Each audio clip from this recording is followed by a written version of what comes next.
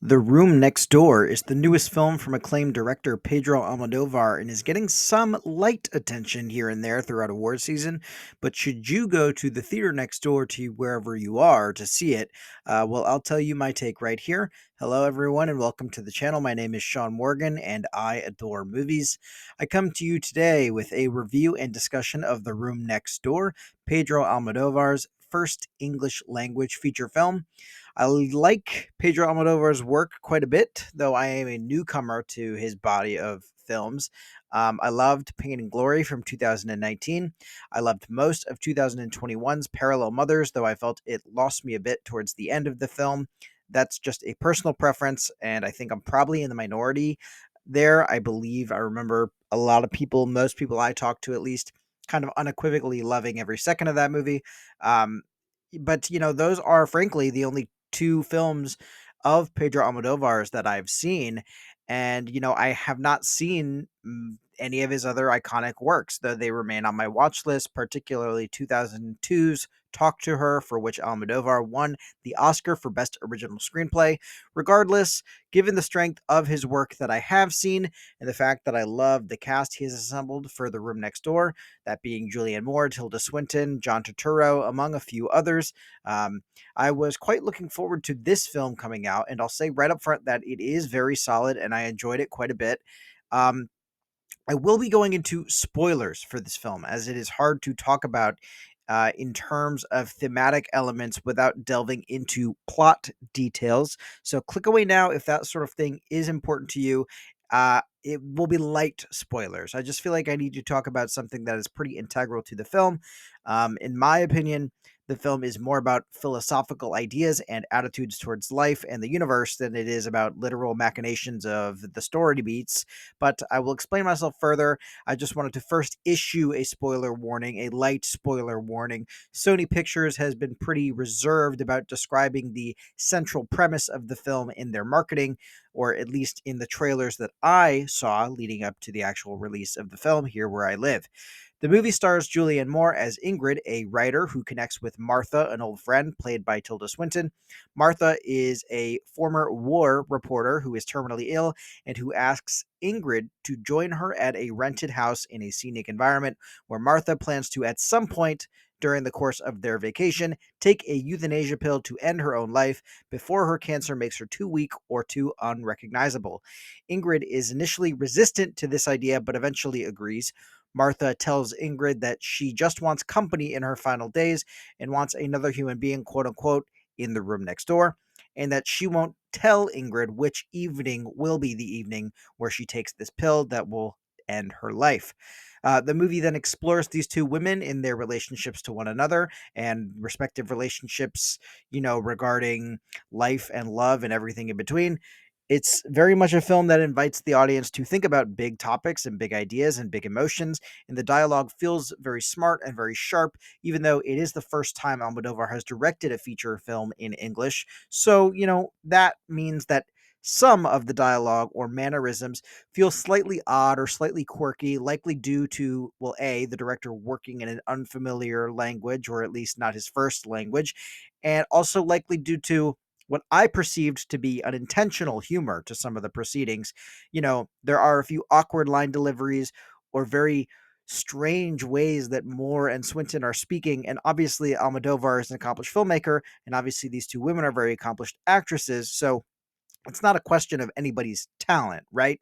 I think it really is the fact that despite the subject matter of the piece, it is oftentimes darkly funny on purpose and acknowledges that in the midst of life's many roadblocks or stressors, there is still room for levity and or goofiness.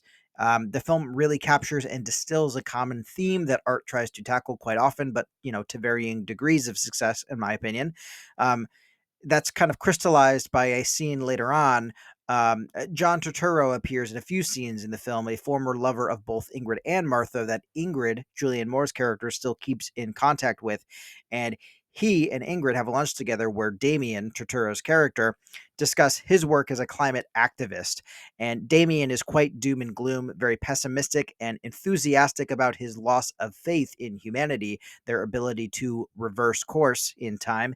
And Ingrid fires back a little bit, however, with a line that I may be paraphrasing a little bit, but that goes something along the lines of, there are many ways to live inside of a tragedy. And that to me is exactly, it's the most explicit statement about the piece as a whole, in my opinion, and what the movie really is about. Whether it be Martha battling terminal cancer, or the climate crisis, or simply the fact that we are all aging, right? Every living thing on planet Earth is hurtling towards death at every moment of every day. There is a bittersweet beauty in the fact that we all know this fact to be true, and yet we still choose to, for example, take lovers, have families, read books, watch great cinema, listen to great records, write, whatever that fulfilling thing may be, or fulfilling things may be. And that is the main idea of the film to me, and one that it engages with very effectively, in my opinion. The movie also gains additional points from me for more than a few times referencing James Joyce's Dubliners, which is a book that had a profound impact on me in my teenage years, and which still continues to creep in my thoughts on a regular basis to this day. Um, it should be noted too, apart from all the philosophical, intellectual stuff that I'm describing here, the movie looks incredible. Every shot is very gorgeous to look at. Everything from the New York City skyline to snow falling onto a swimming pool or a forest, to shots of just the interior of this beautiful house that Swinton's character has rented. It's all quite a visual feast as well. So the movie gains points there for sure. It is not just smart, it is easy on the eyes, for lack of a better term. You know, for my fellow cinephiles on the East Coast, it should also be mentioned that there is a critical scene that takes place at Film at Lincoln Center, which is quite fun if you're somebody who has frequented that cinema or been to any of their screenings. I've been to a number of screenings there in my day. Most recently, actually, well, it's been maybe a little while. I want to say most recently was actually May December that I saw there. So another fantastic Julianne Moore film. Um, you know, this film, The Room Next Door, seems to be unfortunately losing steam fast as far as award season goes here in the United States. Swinton was nominated for a Golden Globe, which she did not win. And though the film won the Golden Lion at the Venice Film Festival, which, for those who are not aware, is the top prize at that particular festival, I don't see a successful showing at the Academy Awards in this film's future, which, of course, as I've said before, awards are something that I'm very interested in, but awards are not everything, right? So where does this particular movie rank on my personal scale of A-list, A-amazing, average, abysmal, or needs to be abolished? I'm going to try that out for size as a maybe less intense bottom rung for those that have seen more than one video of mine, but that is my personal scale.